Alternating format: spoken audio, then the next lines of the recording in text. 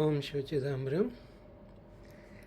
July 4th is not just American Independence Day, it is also the mahasamadhi of Swami Vivekananda. So I thought I would do a small video to commemorate his greatness. He died in 1902. That's 123 years before, but there is still only one lifetime between him and me. Older viewers of my other channel, they might have heard the story, which I'm going to repeat now, that when I was very young, I met a very old lady who had the great good fortune of meeting Swami Vivekananda in person when she was a young person. I was a teenager. I had started reading his books, and of course he became my great hero, and he remains my great hero. Even if I may not agree with everything, every last word that he says, he's fundamentally correct. His vision is fundamentally correct.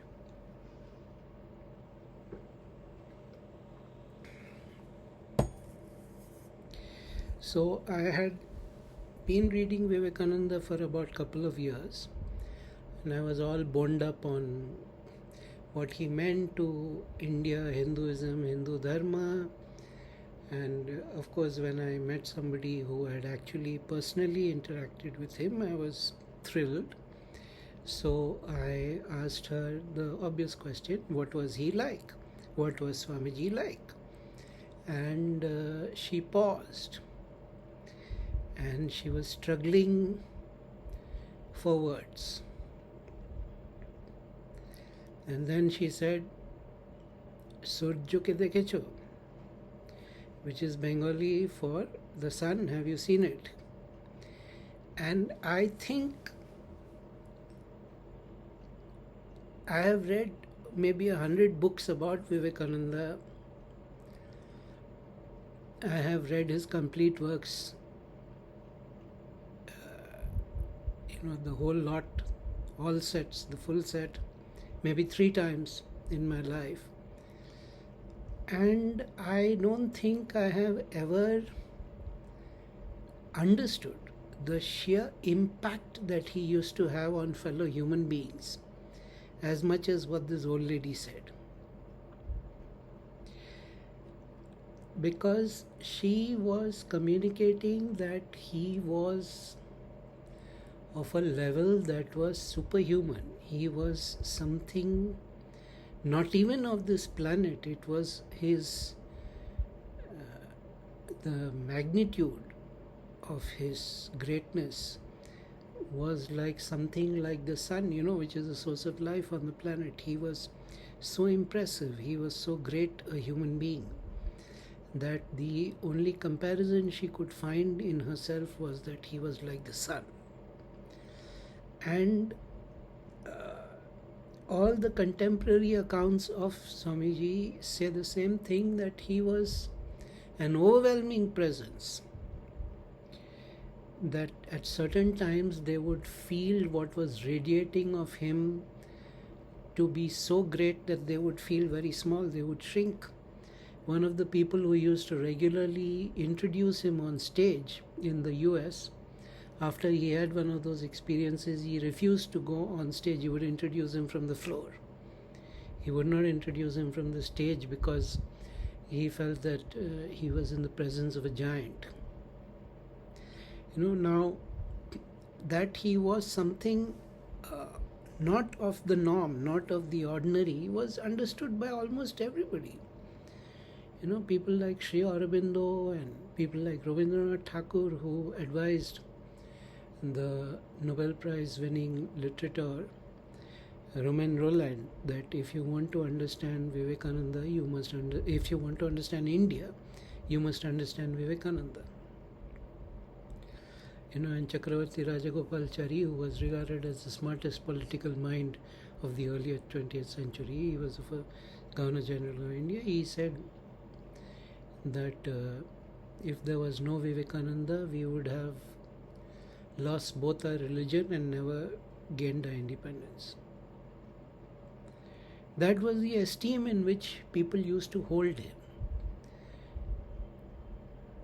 And today there is a lot of revisionist literature. There's a lot of futile attempts, I would say, to demean him or disparage him or bring him down in the esteem of people, all of which are doomed to fail.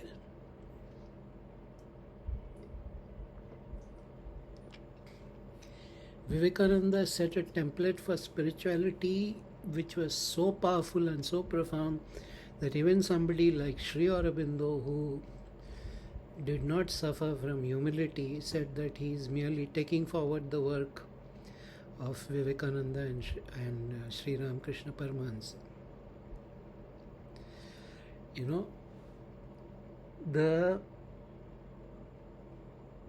The inspirational aspect of Vivekananda is what was always, to me at least,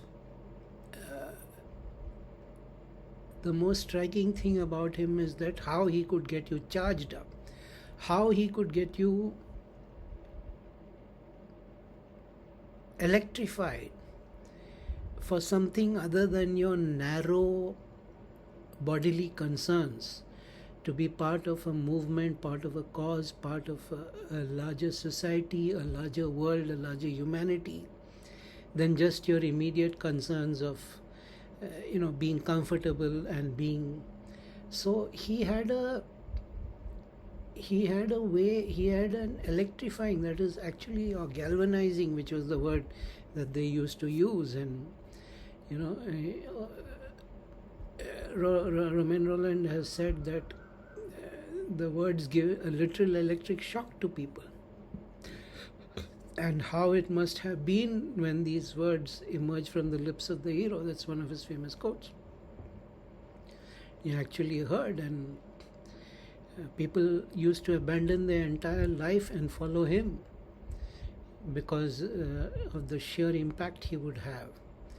Now, the best thing to do with Vivekananda is not to read about him, but to read what he actually said.